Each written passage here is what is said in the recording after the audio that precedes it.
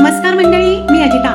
रत्नागिरी संगमेश्वर तालुक्यातील देवरुख पासून सुमारे 4 किलोमीटर अंतरावर तळवडे गावातील एका उंच टेकडीवर भगवान शंकराचं प्राचीन टिकलेश्वर मंदिर वसलेलं आहे. नियमित वॉक करणाऱ्या व्यक्तींसाठी हा ट्रेक अत्यंत सोपा आहे. पावसाळा हा सीझन इथे जाण्यासाठी अतिशय योग्य आहे. वर जाताना सभोवतालची हिरवाई आणि त्यामुळे असणारा सुंदर गारवा मनाला प्रसन्नता देतो. मध्येच धुक्यामुळे समोरचं काही दिसत नाही, तेव्हा असं वाटतं की आपण स्वर्गाचा ट्रेक करतो आहोत. वर चढताना मध्येच हे एक सुंदर देवीचं मंदिर आहे.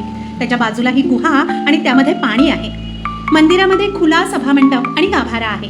गाभाऱ्यात शंकराची पिंड, नागफणा आणि गणपती, दत्त आणि हनुमान मूर्ती आहेत. उदयानंदगिरी आणि विद्यानंदगिरी यांच्या समाध्या आहेत. मंदिरामध्ये कमालीची प्रसन्नता आणि मोकळा श्वास जाणवतो. वरून खाली पाहताना धुकं पसरलेलं असेल तर असंच वाटतं की आपण स्वर्गात आहोत, आपण ढगांच्या मध्ये आहोत.